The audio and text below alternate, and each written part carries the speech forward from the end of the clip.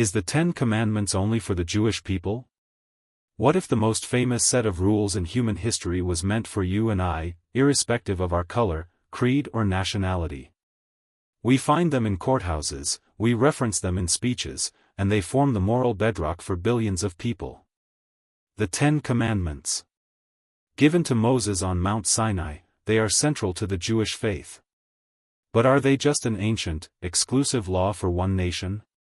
Or are they a universal blueprint for humanity, relevant to every single person, regardless of faith or background?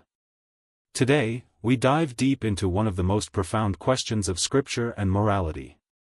We'll explore three distinct perspectives. First, the traditional Jewish view that sees the commandments as a particular covenant. Second, the Christian view that sees them as a universal moral law. And finally, we'll ask if their principles are, in fact, woven into the very fabric of human conscience. By the end of this journey, you will have a clearer understanding of this ancient text and its powerful claim on our modern lives. Part 1, The Jewish Perspective, a Covenant at Sinai. To understand the debate, we must start at the source. The story is found in the book of Exodus. The Israelites, freshly liberated from slavery in Egypt, arrive at the wilderness of Sinai. It is here that God proposes a covenant, a sacred agreement, with this specific people. Let's hear the words from Exodus chapter 19, verses 5 and 6. Now therefore, if you will indeed obey my voice and keep my covenant, you shall be my treasured possession among all peoples, for all the earth is mine, and you shall be to me a kingdom of priests and a holy nation. The language is one of particularity. A treasured possession implies a specific, chosen relationship. The commandments that follow, the Ten Commandments, or Aseret HaDibrit, in Hebrew, are the core stipulations of this covenant. They are the constitution for this new kingdom of priests. In traditional Jewish theology, the 613 commandments of the Torah were given to the Jewish people as their unique path to holiness and their specific duty in the world. The Ten Commandments are the foundation of that larger legal and moral system. Furthermore, Jewish tradition holds that there is a separate, universal moral code for all of humanity, known as the Noahide laws. Given to Noah after the flood, these 7 laws are considered binding on all people, Jew and non-Jew alike. They include prohibitions against murder, theft, blasphemy, idolatry, sexual immorality, and cruelty to animals, and the positive command to establish courts of justice. From this perspective, the Ten Commandments are part of the specific covenant with Israel, while the Noahide laws represent the universal baseline for human morality. So, the answer is clear: the Ten Commandments themselves are for the Jewish people, as the core of their national covenant, while God has already provided a different, universal code for the rest of humanity. Part 2, The Christian Perspective, a Universal Moral Law. Now, let's turn to the Christian perspective, which views the Ten Commandments through a different lens, one of fulfillment and universality.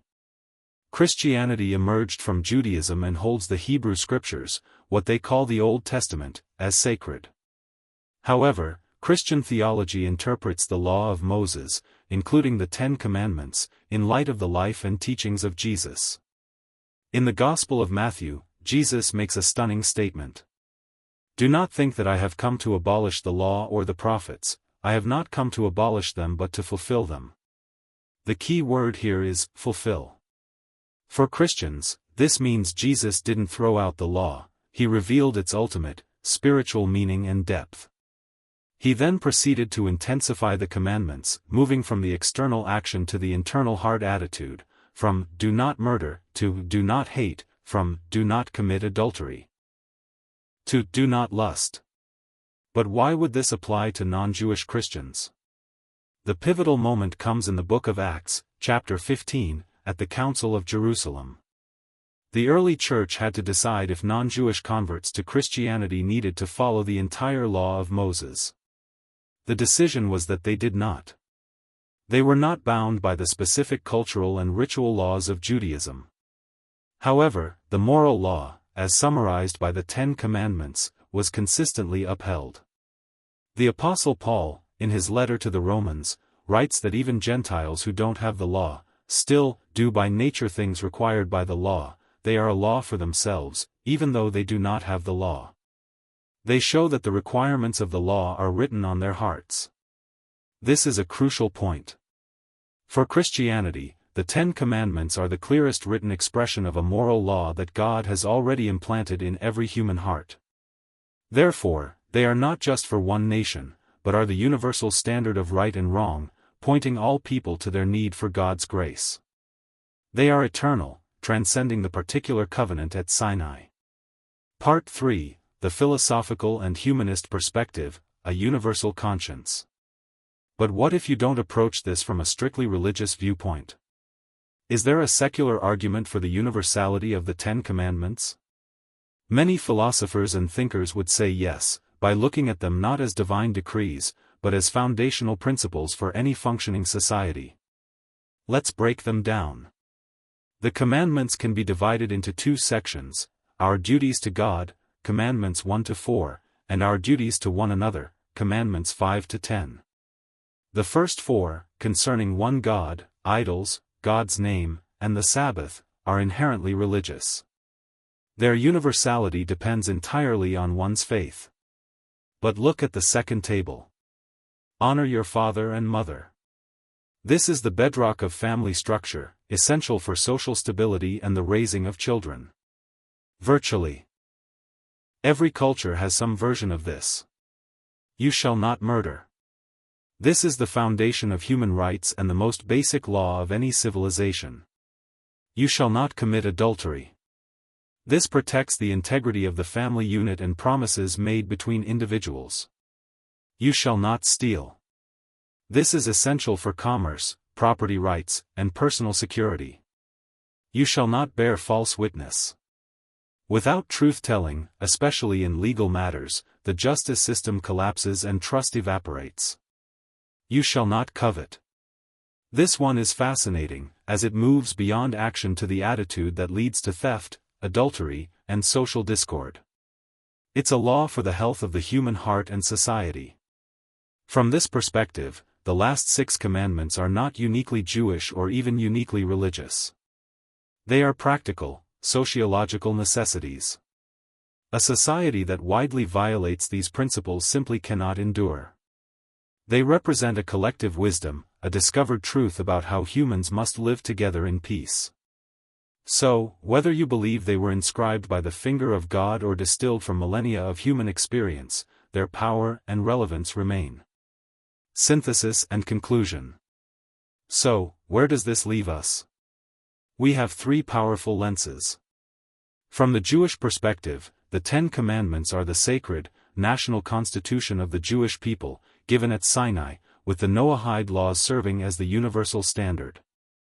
From the Christian perspective, they are the perfect, universal expression of God's moral law, written on every human heart and fulfilled by Christ, making them applicable to all humanity. From a philosophical perspective, the core ethical commands are universal human principles, necessary for the survival and flourishing of any civilization. Perhaps the most compelling conclusion is this: the Ten Commandments, at the very least, hold a unique and powerful place in human history.